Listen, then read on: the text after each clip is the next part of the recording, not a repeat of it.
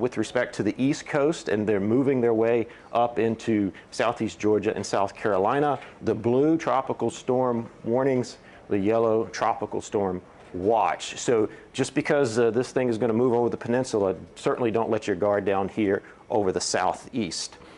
Let's go back and look at the wind field. We had talked about this all week, that as it moved into the Gulf of Mexico, it would get bigger. You can see it playing out here. This orange area here denotes the size of the wind field, and look how large it's starting to get as it pulls into the Gulf of Mexico. And this is unfortunately bad news, because bigger storms produce more storm surge, and we'll talk about that in a second. In terms of timing, really things for southwest Florida here, you got today. Not to put too fine of a point on it, but you got today to make your final preparations. Then conditions starting to spread over central Florida on Wednesday, and then Thursday for southeast Georgia, and then Friday for the Carolinas. So we got a little time up here, so we're going to focus a little bit more over Florida. This is the damaging wind potential. I think this is an important graphic, because I fear a lot of people north of the track, especially you in Tampa, are going to say the track's shifting south, I'm out of this. No, absolutely you're not. We're at the end of the rainy season here in Florida. It's going to be a lot of rain. You've got old trees up there, old growth trees. So when this damaging wind potential, the winds with this system come ashore, if the soils are soaked, trees could come down, power lines could come down. You're really, really, really treacherous to move about when this system comes ashore. I mean, these numbers here, these are probabilities, or the chance. You're looking at the chance of damaging winds up in here, 80 to 90%. That's really, really high. So take that in consideration. Don't get enamored with the track and its recent shifts of late.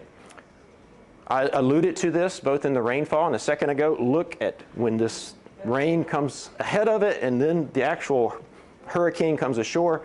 Significant rain potential again at the end of the rainy season. So a lot of potential for flooding. And then when you have the winds of a hurricane come in there, a lot of potential for trees down, power outages. So really think about that. Think about, are you ready to go without power for several days? So keep that in mind. Now, as we get closer to landfall, we're starting to hone in on the surge risk as well.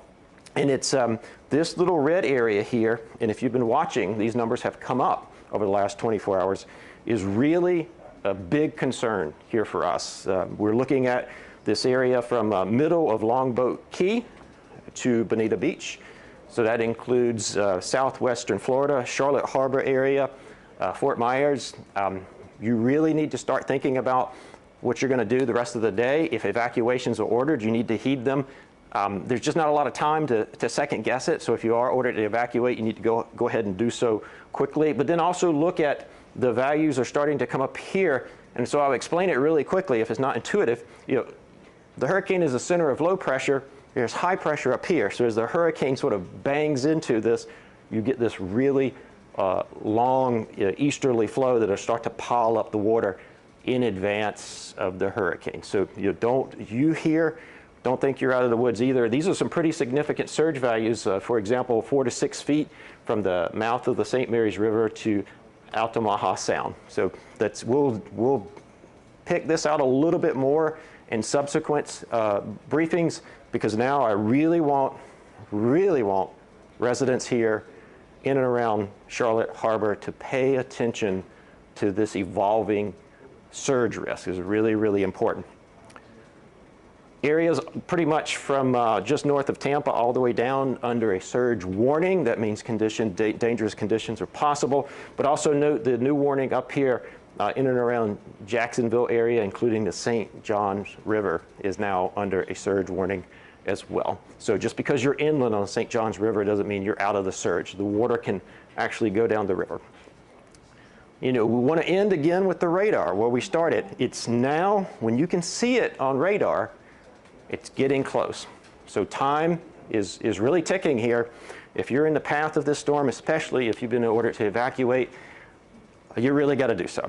I mean, we're really concerned about this area in here with the surge, but also the rain. You can see the rain sort of sweeping out in front of it. The heavy rain co-located with the storm surge could present significant flood risk.